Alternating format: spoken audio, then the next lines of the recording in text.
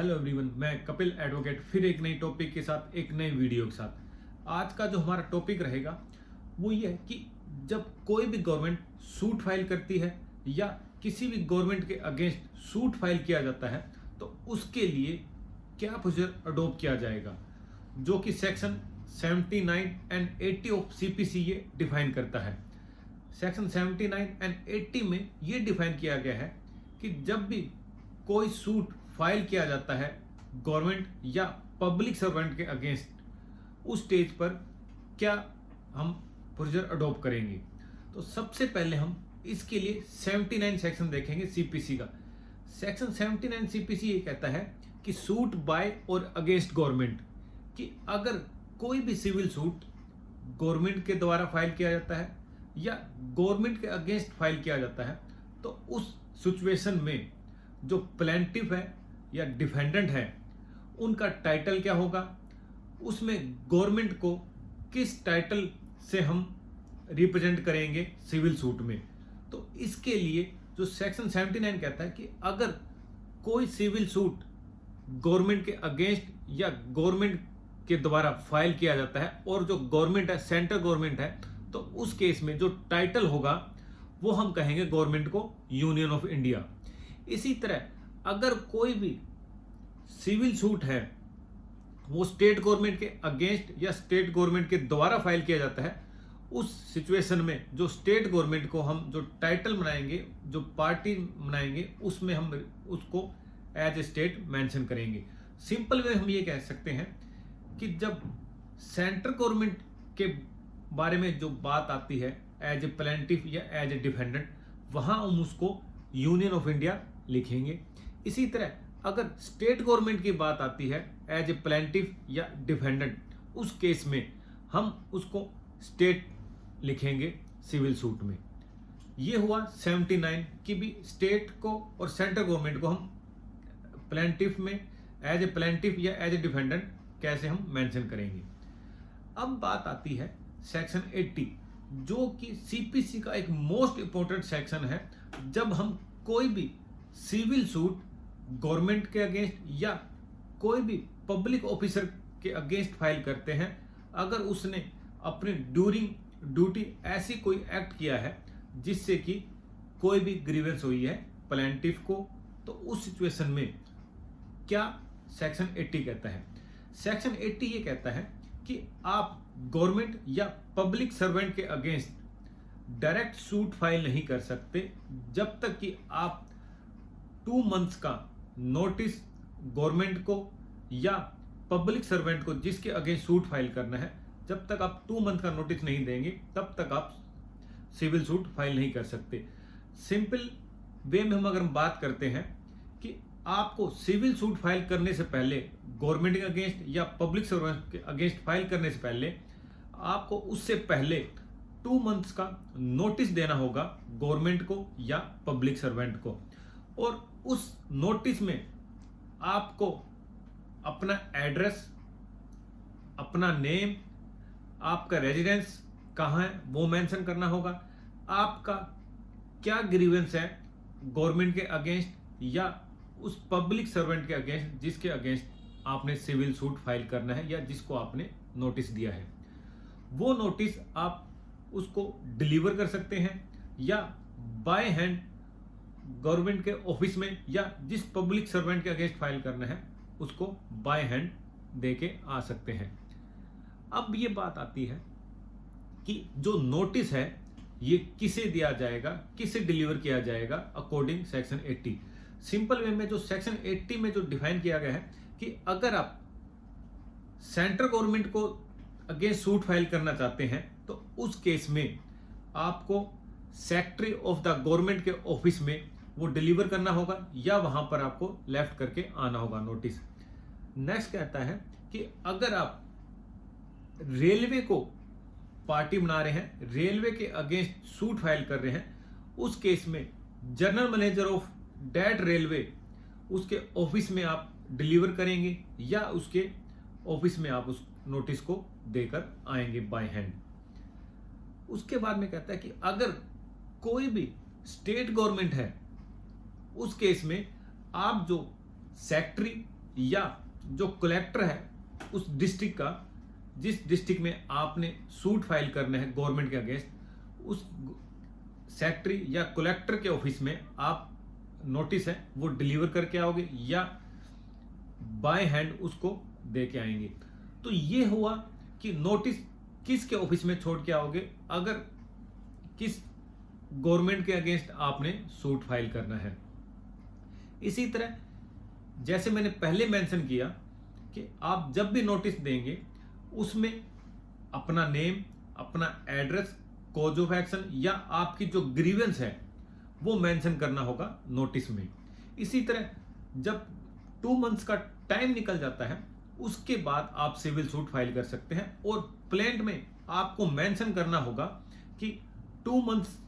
पहले मैंने नोटिस दिया था, वो नोटिस का टाइम निकल चुका है, लैप्स हो चुका है, लेकिन उसके बाद भी गवर्नमेंट या पब्लिक सर्वेंट ने जो मेरा ग्रीवेंस था उस पर कोई एक्शन नहीं लिया है।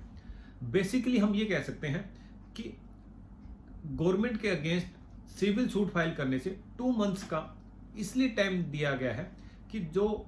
एक्ट हुआ है गवर्नमेंट से या पब्लिक सर्वेंट से ड्यूरिंग अपनी डिस्चार्ज ऑफ ड्यूटी के दौरान जो एक्ट हुआ है उससे अगर कोई किसी भी पब्लिक को ग्रीवेंस हुई है तो उसकी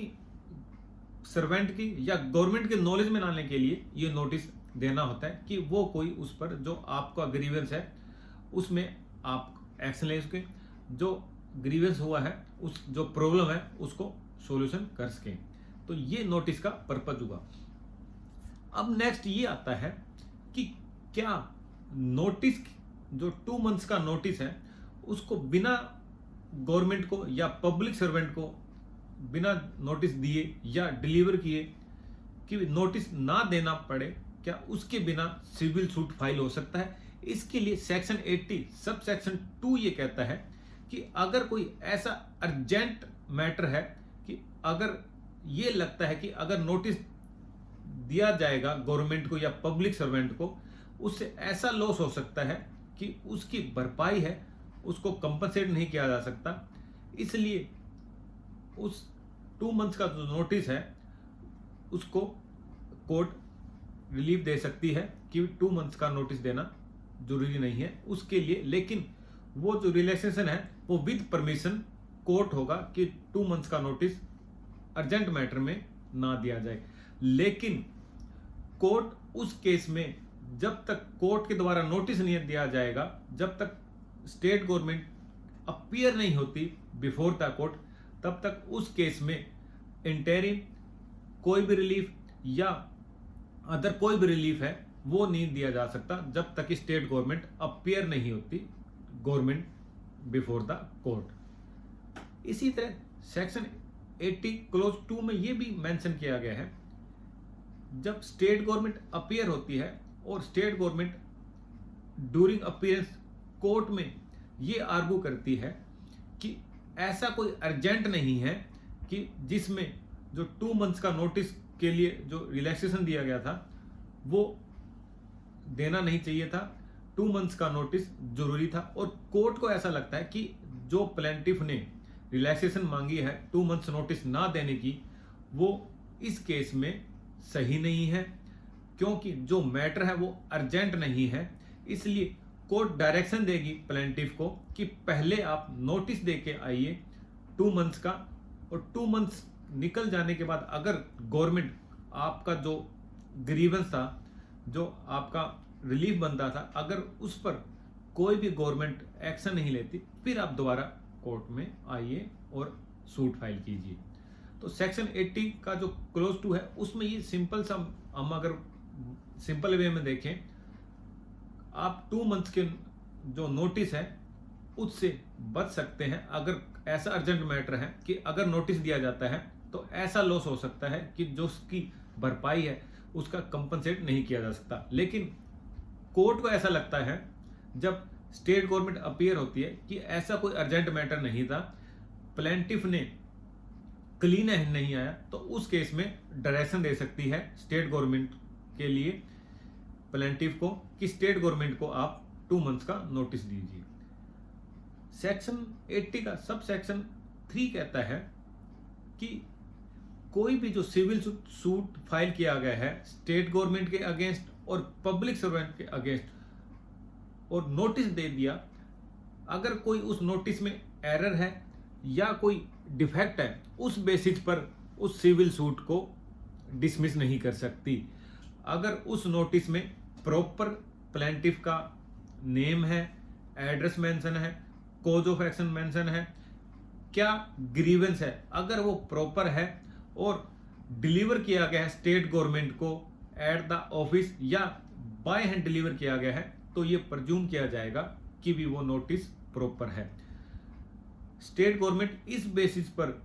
उस सिविल सूट को डिसमिस नहीं करवा सकती कि जो नोटिस दिया था उसमें एरर है या डिफेक्ट है। अगर वो प्रॉपर वे में स्टेट गवर्नमेंट को या पब्लिक सर्वेंट को डिलीवर हो गया है तो उस केस में सिविल सूट डिसमिस नहीं हो सकता। तो आज का ये हमारा टॉपिक था